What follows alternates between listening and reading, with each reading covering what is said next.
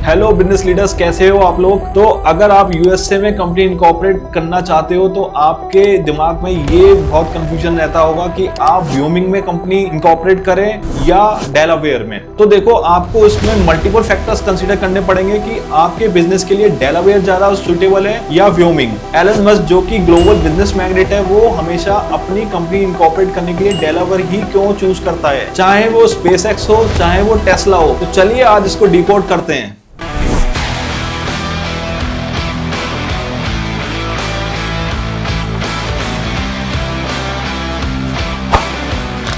तो देखो, आपको व्योमिंग और डेलावेयर कंपैरिजन करने के लिए ये 8 फैक्टर्स को कंसीडर करना पड़ेगा, ये डिसाइड करने के लिए कि आपके बिजनेस के लिए व्योमिंग एलएलसी बेटर है या डेलावेयर एलएलसी। तो सबसे पहला है वन टाइम कंपनी सेटअप फी। व्योमिंग में जो आपकी कंपनी सेटअप फी लगती है वो लगती है $102 एंड डेलावेयर में आपकी जो वन टाइम सेटअप फी लगती है वो लगती है $90। तो डेलावेयर और व्योमिंग का जो सेटअप फी है वो 19 और 20 है, मतलब दोनों काफी हद तक बराबर ही हैं। तो ये तो हो गई वन टाइम सेटअप फी के बारे में बात। अब बात करते हैं जो एनुअल रिन्यूअल फीस लगती है एवरी ईयर। व्योमिंग में जो एनुअल रिन्यूअल फीस लगती है वो $60 लगती है और ये इंक्रीज होती है बेस्ड ऑन आपका कितना एसेट वैल्यू लोकेटेड है व्योमिंग स्टेट में। दूसरी जगह जो डेलावेयर में एनुअल रिन्यूअल फीस जो लगती है वो लगती है सिर्फ $50 पर ईयर, और इसमें आपका कितना भी एसेट वैल्यू हो, कितना भी टर्नओवर हो, इसमें आपकी केवल $50 ही फीस लगेगी एवरी ईयर। तीसरा आता है कॉर्पोरेट टैक्स। तो देखिए, कॉर्पोरेट टैक्स में दो तरीके के टैक्स होते हैं, एक तो फेडरल टैक्स और एक होता है स्टेट इनकम टैक्स। तो फेडरल टैक्स तो चाहे आप डेलावेयर में हो चाहे व्योमिंग में हो, आपका जो टैक्स रेट है,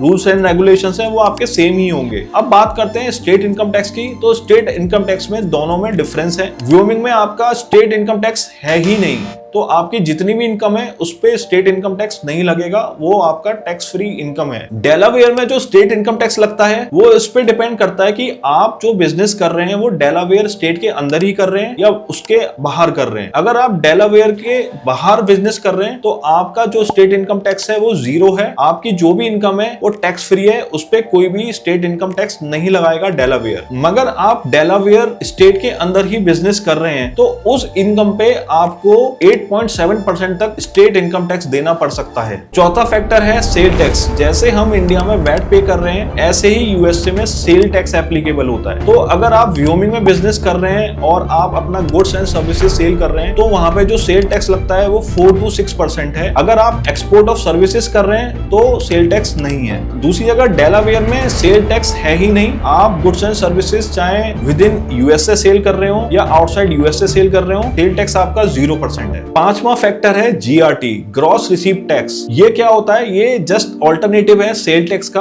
तो व्योमिंग में तो ऑलरेडी वहां सेल टैक्स था, therefore Wyoming GRT, gross receipt tax नहीं लगाता। जैसे कि मैंने आपको पहले बताया था कि डेलावेयर में सेल टैक्स नहीं है, तो उसका जो ऑल्टरनेटिव है जीआरटी, डेलावेयर में लगता है आपके सेल ऑफ गुड्स और सर्विसेज में, जो कि रेंज करता है around 1% of your revenue.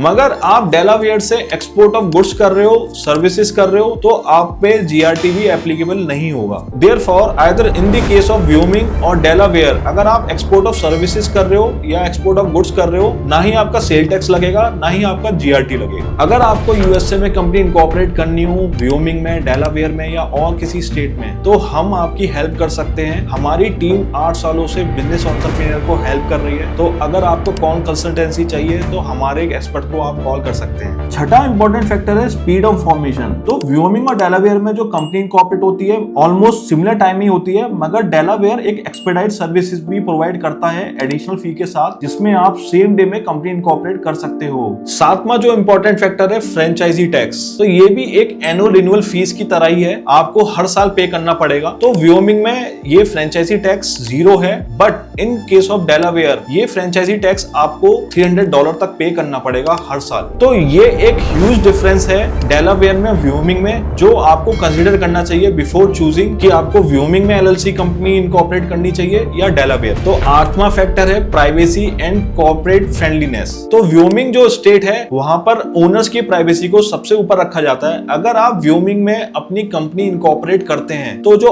Owners की डिटेल्स है, आपका नाम, आपका एड्रेस वहां पब्लिकली डिस्क्लोज नहीं होगा। आप जो भी यूएसए में रजिस्टर्ड एजेंट हायर करेंगे उसी का नाम कंपनी रजिस्ट्रेशन के टाइम और जब आप स्टेट फाइलिंग्स करेंगे उसमें भी आपका रजिस्टर्ड एजेंट का नाम ही डिस्क्लोज होगा और ओनर्स का नाम पब्लिकली कभी भी डिस्क्लोज नहीं होगा व्योमिंग के अंदर। मगर ये फैसिलिटी डेलावेयर के अंदर अवेलेबल नहीं है। जब भी आपको फाइलिंग करनी है या कंपनी इनकॉर्पोरेट करना है तो आपका नाम पब्लिकली डिस्क्लोज हो सकता है डेलावेयर के अंदर। मगर ऐसा नहीं है कि डेलावेयर कॉर्पोरेट फ्रेंडलीनेस में पीछे रह गया। कुछ तो रीजन होगा कि जो टेस्ला के ओनर एलन मस्क हैं वो हर बार अपनी कंपनी डेलावेयर में ही इनकॉर्पोरेट करते हैं। तो उसका रीजन है डेलावेयर के रूल्स एंड रेगुलेशंस। तो जो डेलावेयर के लॉज हैं वो ज्यादा ही सेंट्रिक हैं और फ्रेंडली हैं बिजनेस ओनर्स के लिए और डायरेक्टर्स के लिए। और डेलावेयर का कोर्ट ऑफ चेंसरी वो स्पेशलाइज है अपने कॉर्पोरेट लॉज के लिए, ग्लोबली फेमस है क्विक कॉर्पोरेट डिसीजन के लिए एंड कॉर्पोरेट फेवरिज्म के लिए। इसलिए एलन मस्क हमेशा डेलावेयर को ही चूज करते हैं अपनी एलएलसी इनकॉर्पोरेट करने के लिए। बाकी जो इन्वेस्टर्स होते हैं उनकी भी फर्स्ट चॉइस डेलावेयर ही होती है। अब आपको डिसाइड करना है कि आपको डेलावेयर में कंपनी इनकॉर्पोरेट करनी चाहिए या व्योमिंग में। मेरा एडवाइस ये है कि अगर आपको टैक्सेशन कम रखना है और आपको कॉस्ट कटिंग करके चलनी है तो आपको व्योमिंग में कंपनी इनकॉर्पोरेट करनी चाहिए। और अगर आपको फंडिंग चाहिए अपनी कंपनी के लिए तो आपको डेलावेयर चूज करना चाहिए क्योंकि वो इन्वेस्टर्स की फर्स्ट चॉइस होती है। और अगर आप अभी भी कंफ्यूज हैं कि आपको डेलावेयर में कंपनी इनकॉर्पोरेट करनी है